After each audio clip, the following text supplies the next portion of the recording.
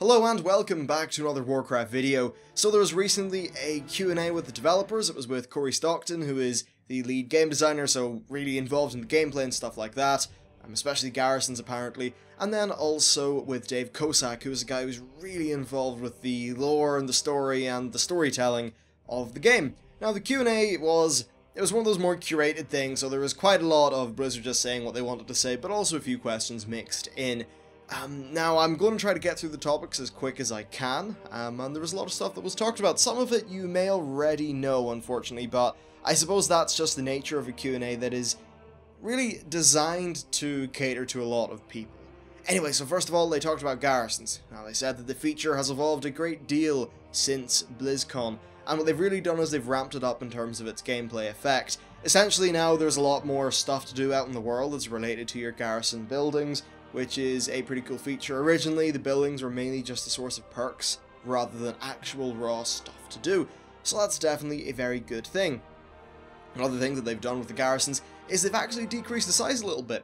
Apparently, some of the early versions were actually so big and full of, not stuff, but just, NPCs, that a lot of players felt like it was just walking into Stormwind, or, well, not that big, but, a lot of players just felt like they were walking into something that was too big to be theirs, kind of. And what they've now done is made it a bit smaller so that it feels more homey. I can imagine a lot of people being angry at that in the comments of this video, but I've got to say that from my beta experience, the size of the Garrison is just right. It's really easy to navigate, and it's just a very playable place, and it definitely does feel homey, and that's sort of important. So another thing that they talked about in terms of Garrisons is that you will be able to invite people to your own Garrison, and that's all just sort of like ingrained with the party system they have in the game. So you can right-click on a portrait, just your own like little character portrait if you're the leader of the party, and select whose Garrison to go into. Now there are uses to this. So for an example, if you want to go and raid in Highmaul and you want to get your 20-player raid over there, well, if you have a mage tower that has the Highmaul or the Nagrand portal unlocked, you could just invite everyone to one of your guild members' Garrisons if they have the mage tower, and the whole raid could just use their portal. Now this goes for many other bits of the Garrison. Essentially they wanted you to be able to kind of share the love when it comes to the Garrison, though not with everything, just with a few nice little handy things, and we'll see how that pans out, but still, I think that's a very good thing. Another thing they did is that they've made it so that one or two things are account-wide. I believe anything to do with achievements is account-wide, and also the tier 3 building blueprints are account-wide. They actually will take a number of weeks worth of work to unlock, perhaps. And that's at least what the developers say, so it is definitely alt-friendly that they are, shared out like that. Of course, the level 1 and 2 things can be purchased with gold, and currently it's not that expensive. Upgrading a building costs, what, like 300 gold, I think, the things themselves, the blueprints, and they can be just earned as you level up, but if you want them right away, I think you can buy them all for $1,000 or something like that. So really, the whole thing is okay. Now, another thing that they talked about was followers. They said that originally there was a cap on followers. They've actually went back in that decision. Now you can have as many followers as you want, but there's a cap on the number of active ones. This is just to preserve decision making. You see, if they would just let you have 1 million followers, then you would have loads of followers with every single trait, and you wouldn't have Joe, the badass who's great at cleaving orcs in the forest, and he wouldn't be a special character, no, because you would just have so many followers that you would always have something to fit the bill perfectly.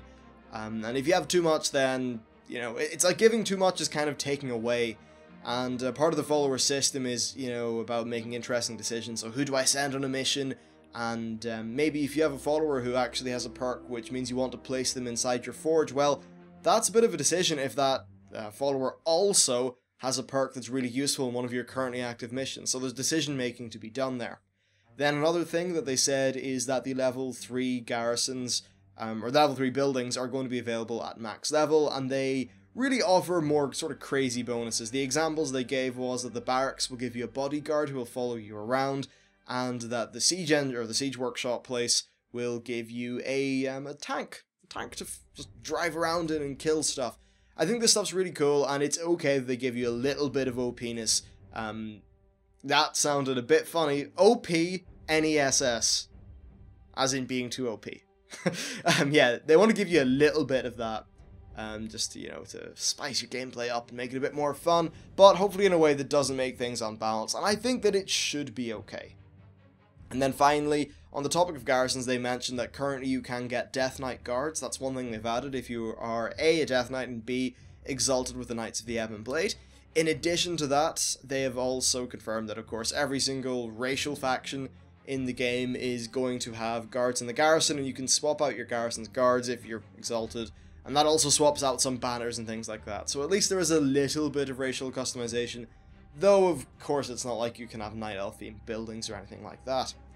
Okay, so the next thing they said is that they're going to be having an ongoing series of quests at the endgame.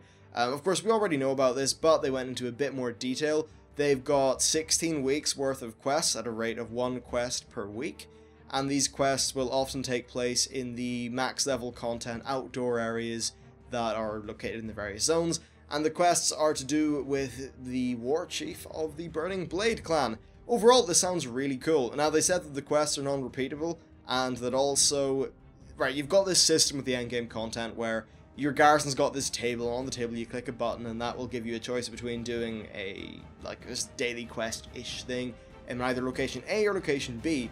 They will try to ensure that the locations offered by your table will match up with the quest that you get from the sort of weekly quest, and that will basically just ensure that you can kind of knock out 2 birds with 1 stone, which I think is great. And overall, it's just nice to have a patch 5.1 styled story quest. Really, our endgame content is a mixture of the Timeless Isles with patch 5.1 story, and I think after Miss Pandaria, that's pretty much, I think, the best way for things to go. Okay, so next they talked about professions, and they said the professions are pretty much undergoing their largest change so far. I think that's definitely true. So the concept is that every single profession is going to have a building. Now, you don't need a profession to get its building. So for an example, if you're a blacksmith and then you get the blacksmith building, what will happen is you'll get access to 1 daily cooldown per day just by being a blacksmith, and you'll get an additional daily cooldown from the building. That's pretty cool. But as well as that, if you have both, then you'll get access to the highest end patterns and armors and things to make. However, if you just want to dabble in a little bit of blacksmithing and you're not a blacksmith, you can just build the forge, and that will give you access to 1 of those cooldowns per day, and it'll give you access to loads of armor, just not the really shiny top tier stuff. For an example, with gems, you can get all the kind of regular crappy gems from the, just from the building, but if you have jewel crafting and the building, then you can craft the really good gems. So that's how they're balancing things. Honestly, it seems like professions are just going to be very accessible now, and it's just a different system. I think it may royally mess up the economy. I'm not convinced, and we'll just have to see how it all pans out. Though, you never know, it could work out really well. They also said that you get perks if you put an NPC in one of your profession buildings, so if you put a blacksmithing follower inside your forge, then you can, I think from time to time, get a perk which will, I think it's a long duration buff that negates any durability damage on your gear, and then another example they gave was a chance to spawn a, slag elemental thing to help you fight when you're fighting mobs in the world. So there's lots of fun little perks that come with every single building, which is nice. Okay, so the next thing they talked about was leveling. I'll just scroll down on my notes here. So yeah, one of their big pushes was to make the world feel a bit more dynamic and interesting, so they put loads of treasures and rare mobs and things like that around the place, and they've also really upped their game in terms of just how they're doing quest flow and stuff like that. I think this is all true, and right now it just feels like it's still the core questing experience, but they have added a decent bit of stuff around it which can kind of break it up for you. Personally though, my way of questing is, well, okay, the first time I'm up for being slow, exploring, and having a great time. But after that, when I quest, I am there to get stuff done. I'm there to get leveled up really quickly, and I'll probably just hop from questline to questline as quickly as I can. Still though, if you get a big old wad of XP for killing a rare mob, so I suppose it's worth it in that regard. And overall, yeah, it's good fun. Now, another thing they talked about was the legendary ring story. Fun. So they said that what you will be doing is working with Khadgar to craft a ring, and as time goes on, you get your big, shiny, powerful magic ring. However, well, they kind of alluded at the ring being slightly unsafe, so maybe, I'd imagine that, in some part of the story, you make the ring so powerful, some big scary thing happens and you have to fight it off. I don't know. But yeah, you're with Khadgar doing things, from what I can see in the beta. Khadgar is mainly concerning himself with, yes, the Iron Horde, but also with some of the Burning Legion styled shenanigans that are going on the planet, so it should be a lot of fun. Now, they also said that they have learned a ton from Mists of Pandaria, and there will be no PvP component of the Legendary Quest, and they're going to make sure that there's also going to be no rep components. Basically, it's all about your dungeons and your raids, and you can start it at level 98, so if you're level 98 and you're just doing some regular dungeons, then you'll hopefully be able to get some progress. I know that heroic dungeons actually do have drops that are related to the Legendary Quest, so yeah, that's pretty cool. It also means, in that case, that people who are just doing LFRs will actually have to step up their game to move up to heroic dungeons, because they are technically a bit harder if they want to get the legendary thing. So that should hopefully push players to harder content, which is really cool. And yeah, that's the situation that's going on with the legendary ring. I just hope they fix up drop rates so that you don't get screwed over by not getting enough Mogu Runes of Fate or some bullshit like that, because frankly, that RNG did get extremely annoying, and I know a lot of people didn't enjoy that. Okay, so next they talked about lore. So, lore-wise, we are initially we are completely cut off from Azeroth, but Khadgar is able to open the odd portal up because, he's a very powerful mage. Now, gameplay-wise, of course, we can still hearth back to Stormwind and do all that stuff. But the whole idea of this expansion is we go through the Dark Portal, we kind of disable it, but then we realize, oh shit, we're stuck here with the Iron Horde.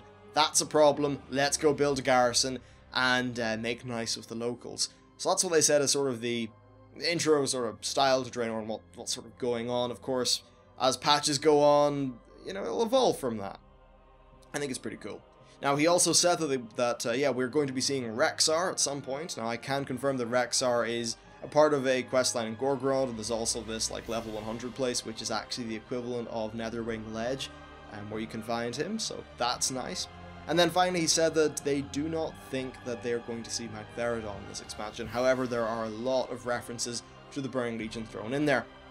Actually, no, I said finally, I was wrong, but ultimately, finally they said that there are going to be a small amount of cinematics. There's a decent amount of cutscenes, but there will be cinematics. I think there's about 3 or 4, from what I can tell, and that's similar in style to the whole Jade Forest thing.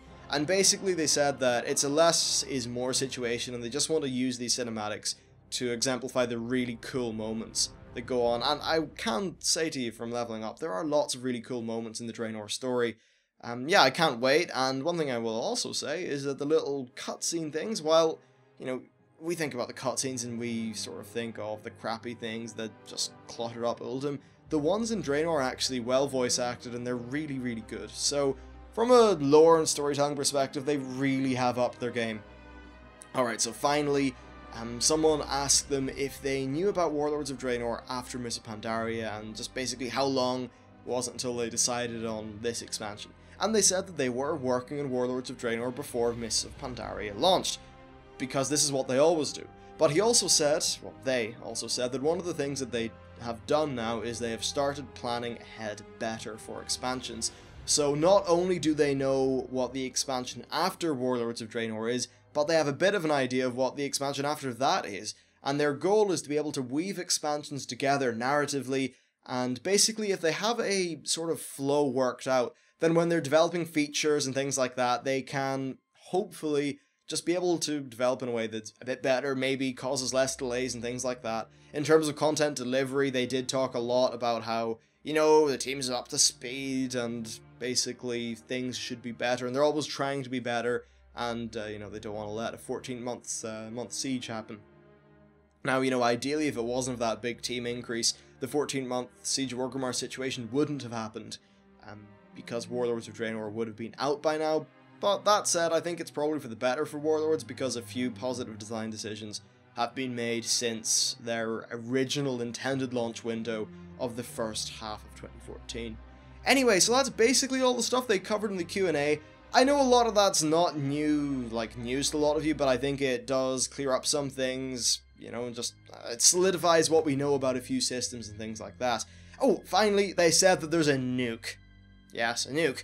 The Gnomish Gearworks / Goblin Engineering place can give you a nuke. This is basically the same as a StarCraft nuke. It explodes, does about 500,000 damage, and you can only use it once a day if you get that thing from your Gearworks. So I just thought I'd mention that as well, because nuclear weapons are awesome. Thus, it's the real world, I guess. But hey, fantasy nukes, great. Anyway, that's basically it for the interview. Yeah, other things you should probably do is check out the Lords of War episode 2. That is about Gromash Hellscream, and it's fantastic. You can see a screenshot from it over there. Anyway, that's it for me. Thank you very much for watching, and I'll see you next time.